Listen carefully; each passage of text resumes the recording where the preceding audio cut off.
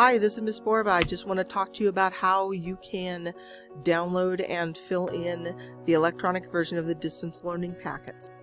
We will send you the files in your email so you can wait and you can use those, or you can go to the Villalobos website, which is right up here, and you can go to Parent-Student Information and then Distance Learning. Click there, and it's going to bring up this page that has all the teachers' names on it. You find your teacher's name. I will choose my own, and 5th grade week 1. You get the small version, click that, and then it brings it up as a big version. Notice that it opened it in the browser here. Here's the website page, and here's this new browser tab. You cannot fill these out in the browser. They will not save. So go up here, download. Here's a little arrow going down. Click download. It usually defaults to the downloads folder. You can look up and see what folder it's going to be in right here. 5th grade week 1 is fine, so I'm just going to save it. Now I know that because I've done it on this computer already, I know that this computer does not default to the Adobe Reader applicant. That's what you need to be using is Adobe Reader. And so if I just click this file like I would often do, it's going to just open up another browser window. That's not going to help you. So you're going to go here. You're going to go to your downloads folder. And here is 5th grade week 1. I'm not going to just left click it to open it. I'm going to right click it and I'm going to say open with Adobe Reader.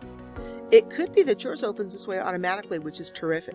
If it opens that way and you see the Adobe Reader with a little white paper up here with a little red on it, that's perfect. It's telling you in the following form you can save data typed into this form. That's perfect. Okay, that's exactly what you want. But if it doesn't, then you're going to have to do the right click and open with.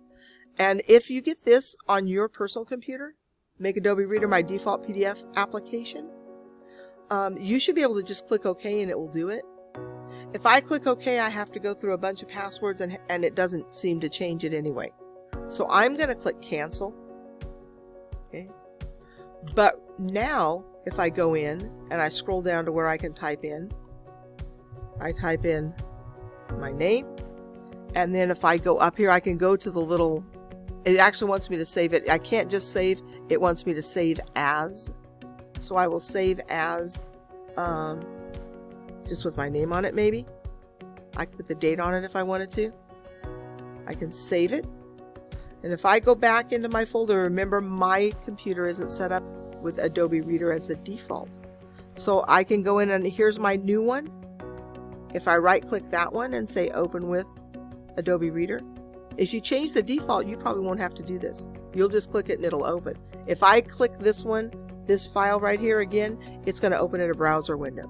So I'm going to right click it and I'm going to say open with Adobe Reader. And then there's my name. And I can continue typing in my answers and all the other things that require answers. Okay, so I can type in answers here. Okay, and then I can go back in and I can do save as, and I can put a 1 after it or a 2 because I can keep working on it at different times. Just use the last one that you worked on, open that one up in Adobe Reader, and save when you make a change. If I go save, it'll say it already exists. You want to replace it. I can't do that because it's open here, so I could put a 1 after it and then it would work. So now I've saved it with a 1. You can go to just keep adding a number if you want to. But that's how you access it from the website. It's pretty much the same on your email. So I fast forwarded a little bit here and I went and opened my email. So I sent this to myself. This is the 5th grade week 1 packet. So I clicked over here already on this email. And here's the attachment. I attached the file. And you notice how there's a little download button right there? Click that download button and it will work the same way as before. It automatically downloads it. It put a 1 by it also because I was doing a different, doing the same file name. It's already got a file of that name in the folder. but you'll find it in your downloads folder again. So here it is. That's the one I just downloaded. Okay. And you do it the same way that you do it with the other one. So you can either access it from your email, the little download button. Just make sure that it opens in Adobe Acrobat Reader. Make sure that it's not just opened in another window on your browser, because that won't work. You cannot save it that way. You want to make sure that you keep saving, because this isn't like Office 365 where it saves it automatically. Okay. So that's it. I hope that you don't have any questions. I hope that that made it clear. But if you do have questions, we will have office hours starting on the 20th.